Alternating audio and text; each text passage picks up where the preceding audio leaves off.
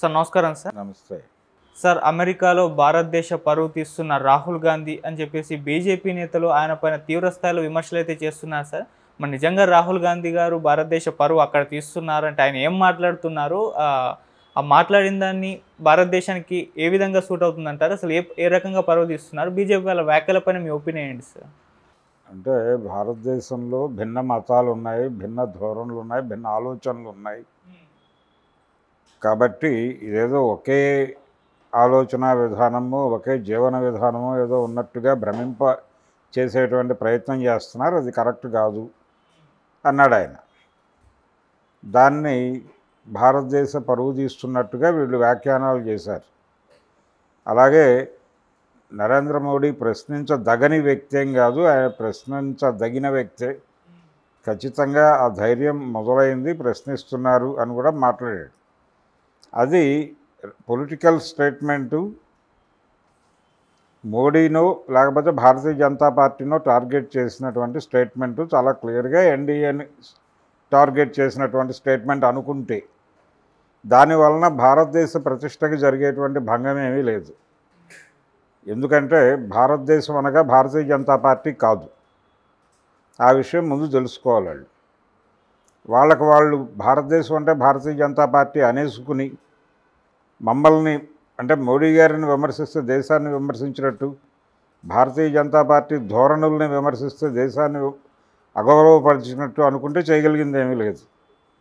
అది వాళ్ళ ధోరణి అనుకోవటం, లేకపోతే ఇంకొకటి అనుకోవటం తప్ప, ఇలాంటి పరిస్థితుల్లో వాళ్ళు ఉన్నారని జాలిపడటం తప్ప చేయగలిగింది ఏమీ లేదు. ఇది ఒక యాంగిల్. రెండోది, ఆయన ఇచ్చినటువంటి ప్రకటనలో వీళ్ళని ఇబ్బంది పెట్టింది ఏంటంటే రిజర్వేషన్లకు సంబంధించి కూడా ఆయన ఒక వ్యాఖ్య చేశాడు అక్కడ. ఓకే, అంటే భారతదేశంలో రిజర్వేషన్ల విషయాన్ని ఇంకా ఆమోదిస్తున్నాము, ఇంకా నడుస్తుంది, అది దాని నీడ్ ఉంది, ఆ అవసరం ఉంది కాబట్టి అది అవసరమని మాట్లాడుతున్నాము. అవి అనవసరం అనేటువంటి పరిస్థితి ఇంకా రాలేదు. అంటే అన్ని సమూహాలు అభివృద్ధి చెందలేదు, ఆ చెందని పరిస్థితి ఇంకా ఉంది. అందుకని రిజర్వేషన్లు ఇంకా కొనసాగించాల్సినటువంటి అవసరం ఉందనే నేను భావిస్తున్నాను అని చెప్పాడు ఆయన. అది కూడా తప్పేం కాదు, అది కూడా భారతదేశ ప్రతిష్టని మసకబార్చేది ఏం కాదు. భారతదేశంలో ఈ పరిస్థితి ఉంది అనే విషయం ప్రపంచానికి తెలియంది కాదు. ఓకే, భారతదేశంలో కులమే వర్గముగా ఆపరేట్ అవుతున్నది, అందులో భాగముగానే ఈ వివక్షలు ఉన్నాయి. ఈ రోజుకి గ్రామాల్లో మాలపల్లులు, మాదిగూడేలు ఉన్నాయి. ఈ విషయం ప్రపంచానికి తెలియదు అనేది వీళ్ళ భ్రమ. తెలిసినటువంటి విషయం. ఇక్కడ సంపద కులాల్లో అంటే సంపద అగ్రకులాల్లో పోగుబడి సంపదకి బయట దళిత కులాలు ఉన్నటువంటి సందర్భం కూడా ఉంది.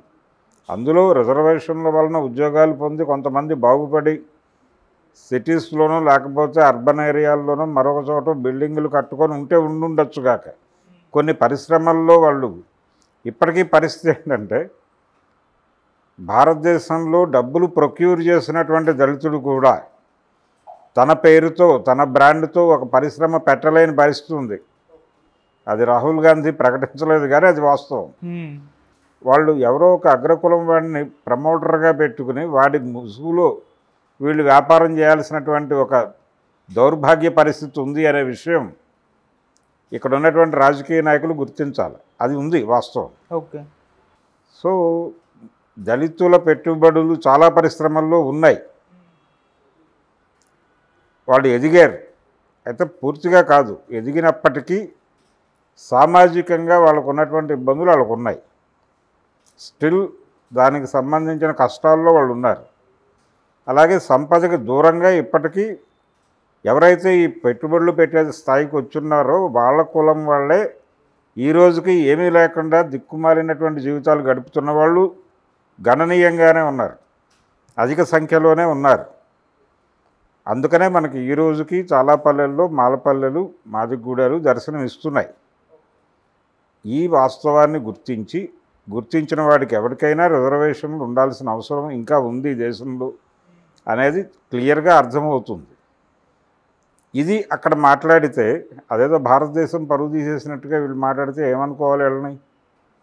ఉన్న విషయాలు మాట్లాడుతున్నాడు ఆయన. ఆయన మొదట చేసిన ప్రకటన ఏమిటి? భారతదేశంలో భిన్న మతాలు ఉన్నాయి, భిన్న ఆలోచన పద్ధతులు ఉన్నాయి. ఇది లౌకిక రాజ్యాంగం, ఇక్కడ అందరూ అకామిడేట్ అవుతున్నారు. గాంధీ గారి ప్రకటన ఒకటి ఉంది గతంలో. వారు ఏమన్నారు, భారతదేశంలో ముస్లింని, పాకిస్తాన్లో హిందువుని అన్నాడు. అవును. అంటే ఎక్కడైనా నేను మైనారిటీల పక్షం అన్నాడు ఆయన.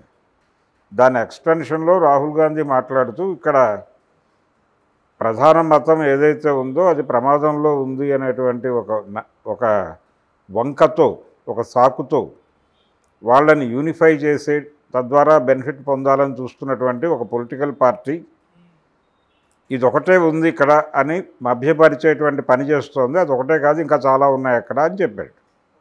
అది కూడా తప్పేం కాదు, ఉన్న విషయాన్ని ఉన్నట్టుగా చెప్పాడు ఆయన. ఇది ప్రపంచానికి తెలియదు అనుకోవడం భ్రమ.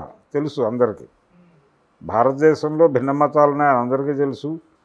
అలాగే ఇండోనేషియా తర్వాత ముస్లిం జనాభా ఆ స్థాయిలో ఉన్నది కూడా భారతదేశంలో అనే విషయం కొత్తగా వీళ్ళెవరూ చెప్పక్కర్లా.